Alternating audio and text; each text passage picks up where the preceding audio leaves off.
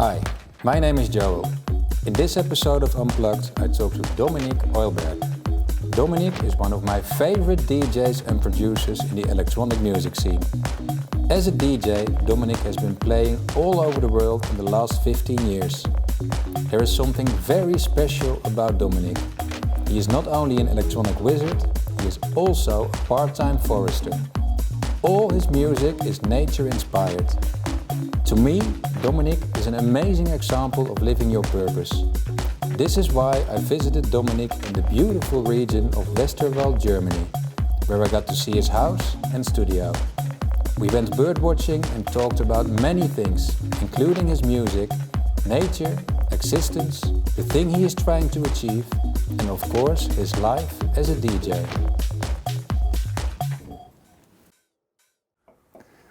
So where does it start for you when you make a new track? Are you inspired in some kind of way, or you just sit behind your equipment? Where does it start? I never have a master plan because I try not to copy myself. I always try to go new ways, but for me nature is always my main inspiration source, because nature is the greatest artist of all, in my opinion. When you look at all the colors and forms of butterflies and birds, it's pretty amazing.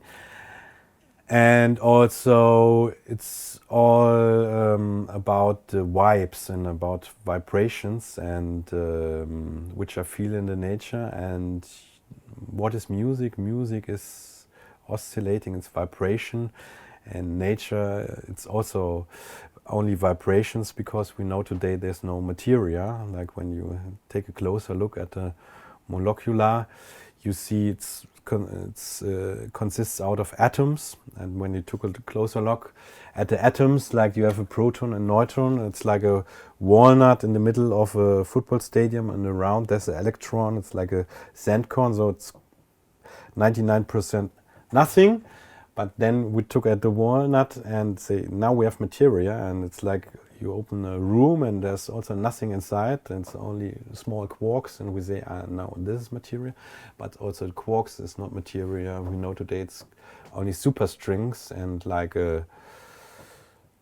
a string on a guitar is generating a tone. Those superstrings are generating something we call materia. So music in nature, for me, it's the same, and I try to assimilate those vibrations in nature and translate it into music, like a painter is painting a picture of nature. I try to do it with my melodies and my music, and because I love to paint colorful pictures, I decided to do electronic music, because in electronic music you don't have limitations. I can also use a piano or a guitar. I can use any sound I want. Amazing. So when you start with a track, do you have a certain vibration in mind, or a certain piece of nature, or you just start and whatever comes to mind you create? Because most of your tracks, they have a specific bird name, for example. Exactly. Do you think of the names afterwards, because then it feels like that, or do you start with it? Yeah, that's a good question. No, I always start with the concept first. It's very interesting, because the cover, the artwork of the record I will release is finished before I finish the music, or I start to do the music. Because what is music? What is making music? Making music is nothing else than selecting between infinity of options. I can play this tone, or then after this I can play this tone with this synthesizer, or this synthesizer, or this synthesizer, so I can really get lost. So I always have a protagonist of nature, from flora or fauna, or mushrooms, because mushrooms are neither flora nor fauna. And then I have something in my mind. It's like a blueprint for myself, which helps me to get a clearer message in my track, because otherwise you can get lost. And the clearer the message in the track is, then it's more easy for people to understand, because music is nothing else than a communication medium for humans. Because we know today that people were able to make music before they were able to speak. Everything is music. Like, as I said, there's no material we know today. Everything is strings, it's frequencies, and music is only frequencies, so we are music. So and the creation of the universe is a sound, and it's probably the sound of silence. And then you get frequency. Yeah, and also in the Buddhism says, in the beginning there was a sound. Yeah. And you can break it down all to this. And this is what music is all about. The most important things in music, they are not in the notes. It's between the notes. That's what is really interesting. Yeah.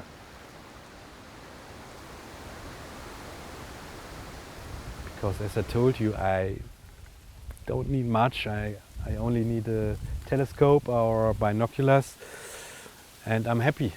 And because there are everywhere birds, everywhere something to detect, and the variety of the colors and the sizes, it's amazing. Like the smallest bird here, it's weighing only 4 or 7 grams, as much as a pen, and the biggest one, it's weighing 18,000 grams. It's like the few thousand times more, and this variety you don't have in any other group of animals. Yeah. So how often a week are you out here? I'm every day here. Every day? Every day I'm going out for bird watching, because I'm also doing the monitoring of the nature reserves, and I'm taking care of them. Do you every day feel like going here, or you always feel the urge to be in nature? Yeah, I really love to be here, because it's really big adventure. It's always exciting. What will be here? I don't know. Maybe some rare species, and it's always like gold digging for gold, or like searching a treasure.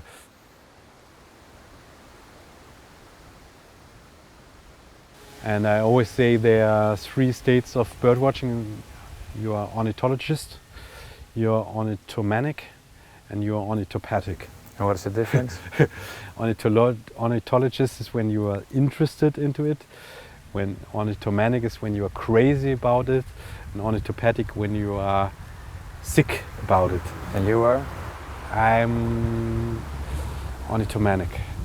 But I know people that are ornithopathic.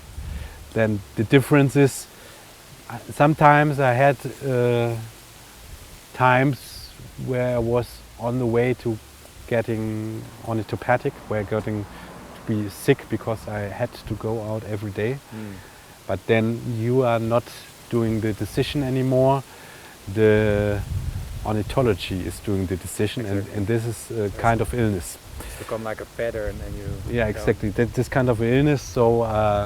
Of course, it was never such as bad, but there were times in the summer, like when they saw this bird and this bird, I said, fuck, I have to see this bird now. And I could not do my work anymore, you know? Like I had to finish the master for my EP, and I said, fuck, but this bird is around here, and I could not finish to make my music. But now it's getting more into the middle again.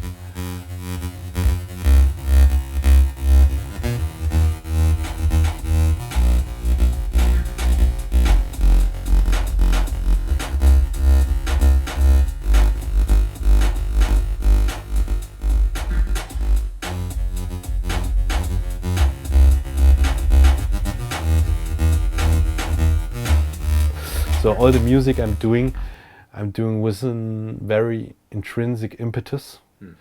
I'm doing for myself. You don't have your audience in mind? No. Never? No, never. All the music I do, I have to like it. So I'm never doing music for the aim. I'm always doing music for the way. So, but you have a large following. If your music would change because you felt differently and your following would diminish, that would be okay for you? I will never feel differently because I'm really settled. Because I learned very early to release from fears and patterns. I studied very early to work on my psychological feeling. I also did a master in hypnosis. I can hypnotize people. Oh, really? Not only with your music, but also for real? Yeah. I also did it today. I worked as a therapist. And I also worked on my own emotions and patterns, because a lot of people are slaves of their fears and their patterns, but it's very important that you are free and authentic, that Dominic has to live an authentic Dominic life and a truthful life. So I really have to know what do I like and what do I don't like. And I really found this out. So what was the trigger for you to look at yourself and get rid of your pattern? It was my socialization. I had very liberal parents, so I didn't grow up with any television, no medial influences. I was only in the woods for the first 14 years. I did all my homework in the woods. And so I could really found myself, who am I and what do I like and what I don't like. And then I had a second very important key experience in my life after my study. I studied biology with ecology and nature reservation. I worked as a national park ranger, and I did a project where I did researches on crane breeding places, and I was doing researches on the succession of woods, succession, like when you cut all the trees, how long will it take to get back to the climax stadium? And I was doing these researches, and then the national park, they had no more money. The country had no more money. It was in Mecklenburg-Vorpommern. And they said, Dominic, we are sorry, we cannot pay your project anymore. And I came from university. I was a very poor guy. I had no money at all. So because I could not save any money.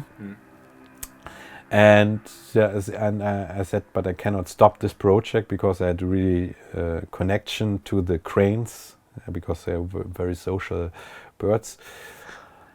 And I decided to continue it, and then I was living in the woods for half a year without water and without energy. And I was so happy, like to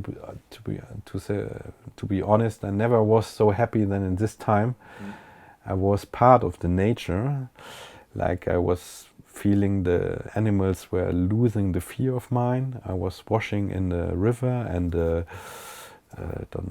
black stork was coming, and the otter, the fish otter, I don't know, was swimming around, and there was the deers were screaming on a place beside where I was living.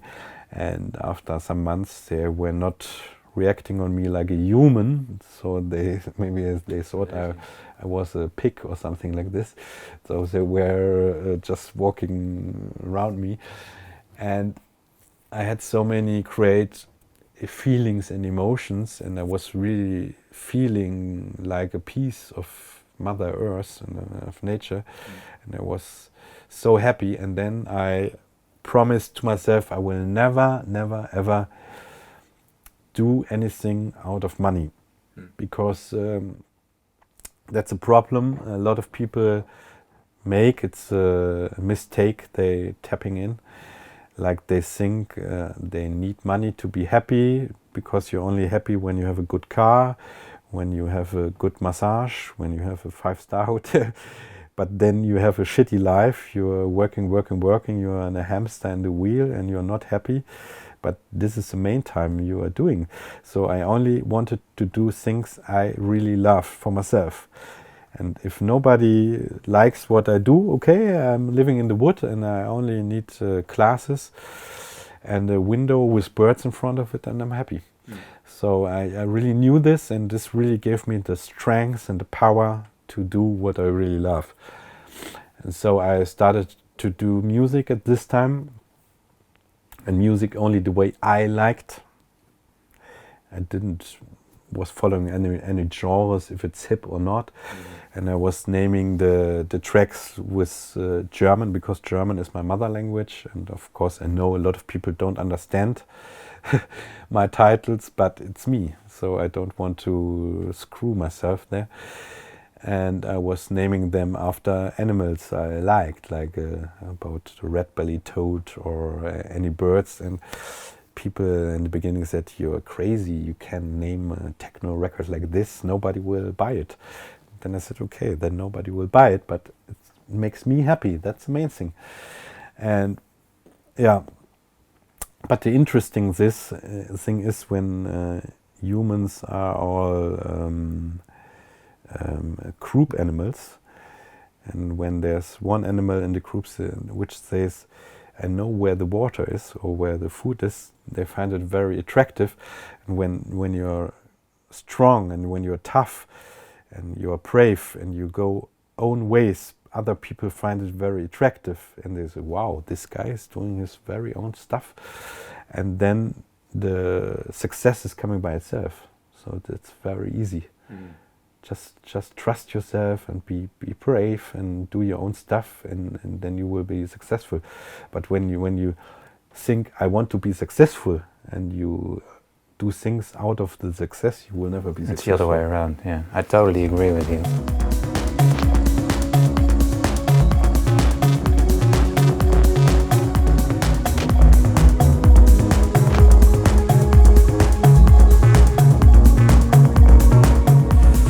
Yeah, and for me being in nature is also kind of meditation. Like what I really like is to do contemplative bird watching. So I just watch it without valuing it and without willing to change it. Just let it work on myself. And this is kind of a meditation, like when you just sit here and hear to the waves, to the wind, watch the birds, and put off your mobile phone, and after half an hour you're really aware, you're really in the here now. It's really great state of consciousness, of being awareness, and that's what I also like. And what I also like, it's a great entertainment program, because always something new to detect. It's a big adventure. You don't need television also. And it's it's a real life. It's real stuff. It's much more. For me, it's much more fantastic than a PlayStation or something like this. I mean, or when you take a caterpillar and it's cocooning and the butterflies getting out. Wow, that's a really magic for me. That's this miracle. This is really miracle. I could watch for hours this when butterflies coming out of a cocoon, and that's what I really love about it, and that's what you also feel when you watch it, because this is real. This is real. We're watching here, and this is for free, and this is a gift for us. This is a gift made by Mother Nature for us to watch it and to be happy about it. Nature's all one. Nature all came from one being, from one living. It all has one source. And beauty is here to say other livings, life is beautiful. Enjoy it. So it has like a bigger meaning, the beautifulness of nature. When you understand this one, you really get it. when you start making a track, where do you start? Do you start with the notes, or do you start with what is in between the notes, or with the, what do you start with? Because you have the concept, you know what you want to create. For example, I have a bird in my mind. For example, the bee eater. I had this colorful bird, you know this, and then of course, it's something subjective. I feel inside myself, what is it doing in me? What do I have? Which feeling I do have inside me? And then I try to subscribe his being, how he's living, and sometimes I start with melodies. Sometimes I record some sounds first, which are very characteristic for this animal, and I start to make rhythm with this. So I never have a master plan. I always start from zero. I never use the same samples or the same synthesizers, because then you copy yourself a lot. So can you show me how you start creating a track? Yeah, I have a project here I did recently. So I'm always making music. For me is like cooking. You need different ingredients to generate something. When you want to have some spiciness, you use chili or pepper.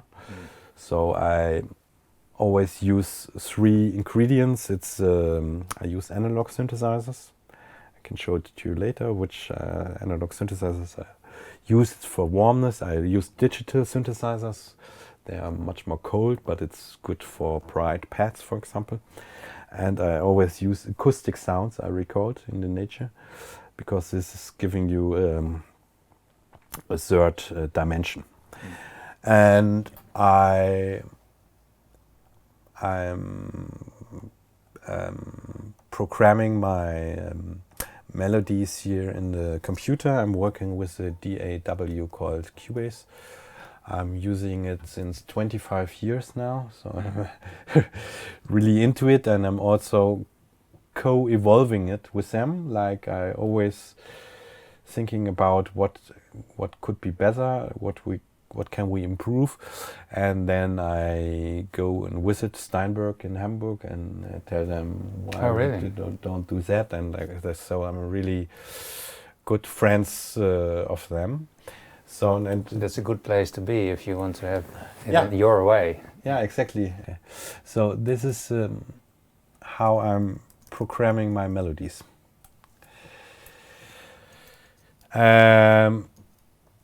Sometimes I'm starting to play a bit first, and then I'm adding it, and I'm like a stone metz. How you say? Somebody who's knocking on stones to get a sculpture. Yeah. I'm doing it like this. I'm not a pianist. I cannot play piano. Like when you say play. And how did you learn to play this? I did not learn it at all. The funny thing is, I don't want to learn it at all, because a lot of people who learned to play piano, they are slaves of harmonical conventions. And I want to be as free as possible. And I had a lot of studied musicians in my studio, and how did you do this melody? And I could never do it because it's very unconventional to do it, and then you are not free.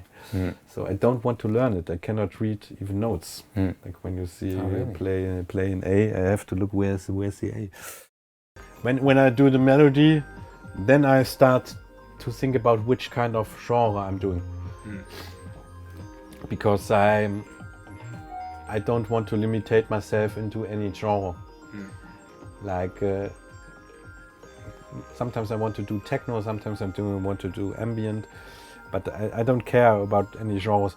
But you hear in this track, it's not a 4 to the floor kick; it's a broken beat. Because I thought this melody fits much more better to broken beat. And so can you show you the beat? Wait. Where's the beat?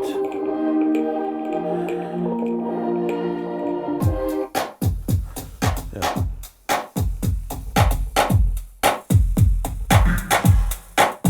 Oh, this beat.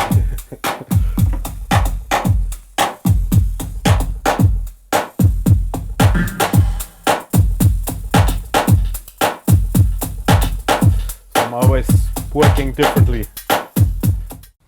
The right way is always the way what your heart says. What with our mind this is very endless, because a lot of stuff we will never understand, because our brain is limited. Even we are only seeing, I think, from 200 to 650 nanometers of sunlight. A lot of, for example, fishes like a forel, they can see to 1100 nanometers.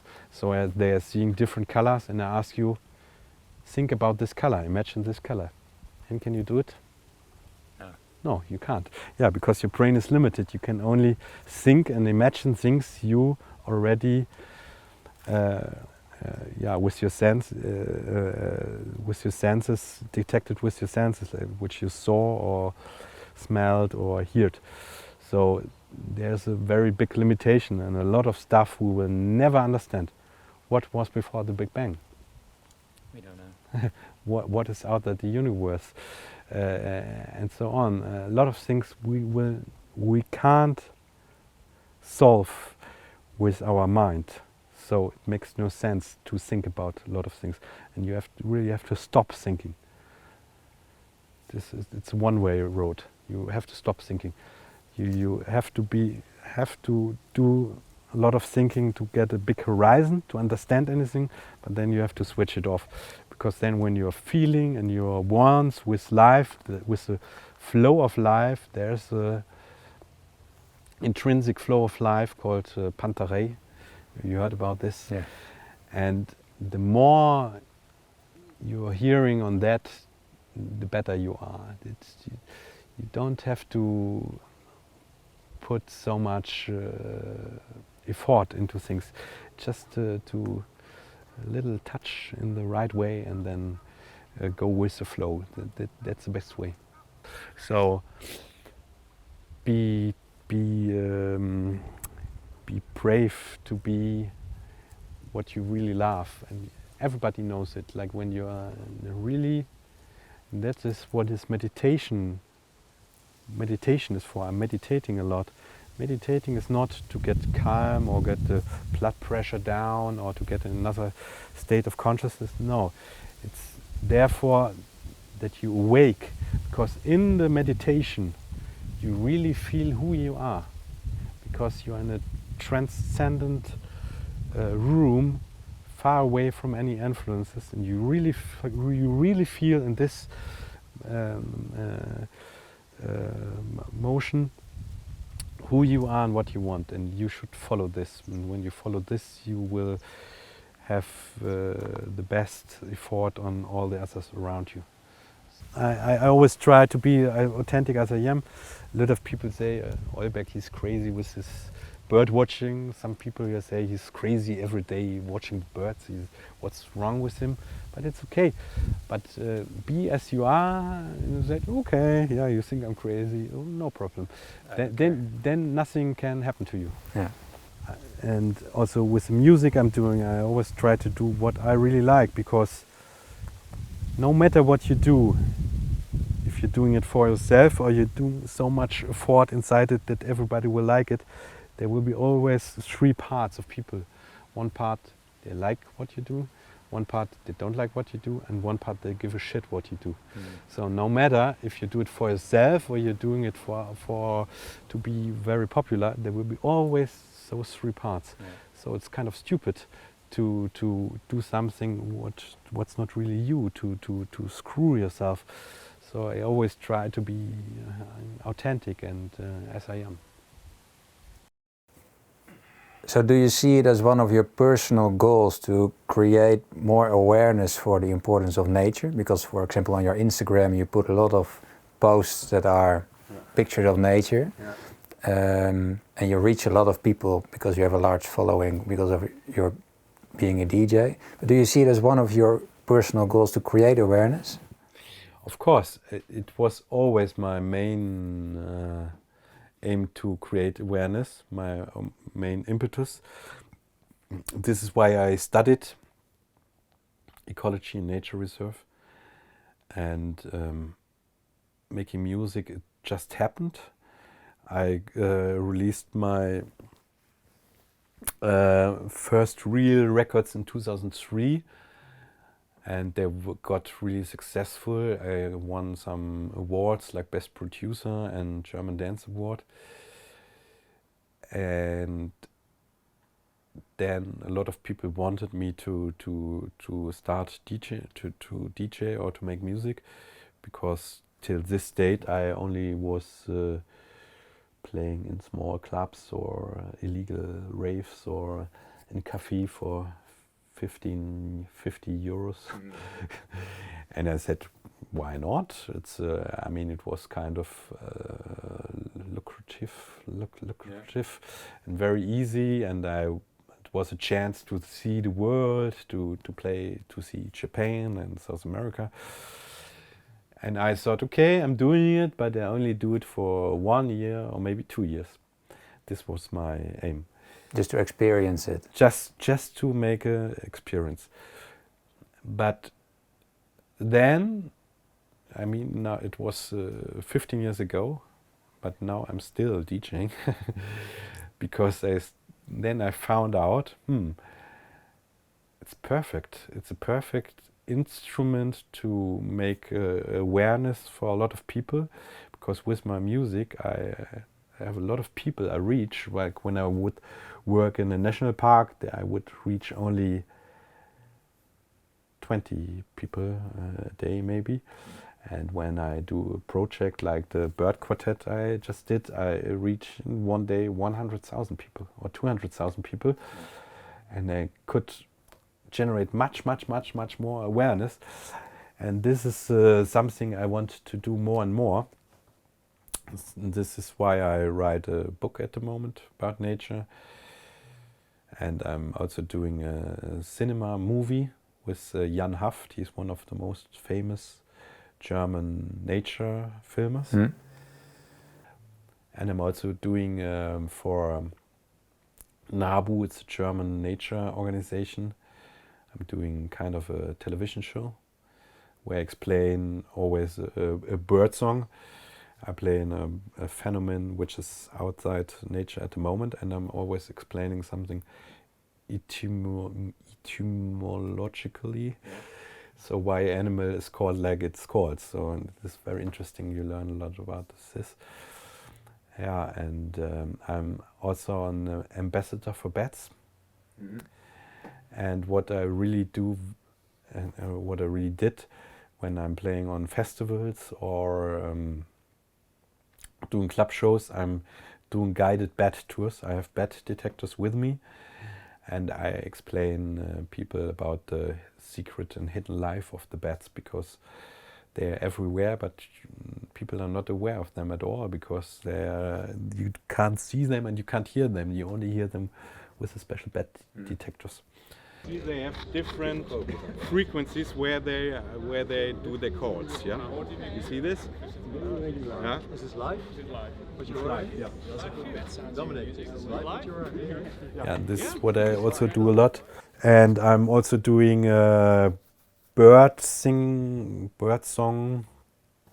CD at the moment, where I'm explaining bird songs. So you use the reach you have as a DJ to create more awareness for nature, but you still like the DJing after more than 15 years? Yeah, of course I still like it, otherwise I would not do it anymore. Because the good thing about DJing is you can always refresh yourself very quick. Like when I'm bored of my set, I can select totally new music and play music I never heard before in the same evening. So it's much more difficult when you only play live. So this is why I don't play so much live, but because I cannot do 20 new tracks a week, and you get more and more bored. But of course I still love it, and I love to travel and to see so many countries, and I always try to combine it, like to do some bird watching in the countries I am. For example, last weekend I was playing in Beirut, Lebanon, and there were a lot of desert animals, like birds, like the owl, Zwergohreule, and I don't know the English name. A lot of Arabic birds, and then I was flying the same day to Sweden, and then I was doing bird watching the same day in Sweden, and I had a lot of seabirds like the sea eagle and I don't know, the Raubseeschwalbe, I don't know, and this is really paradise for me to do bird watching of so many different worlds in one day. That's amazing. That's a real gift. Yeah, and I also love DJing because it's I can release some tension and emotions in this, and because it's a very balanced way for me, I'm quite happy with this, because when I would do only bird watching here in silence and only writing books, I will have too much power inside me, and this really unhealthy. You can get cancer of this. So you really have to release the power and to do a proper rave and to drink some champagne and party hard. This is really good to wash it away. And after a weekend, when I come home on Sunday, I really am down to earth, and I'm really in my middle, and it's perfect.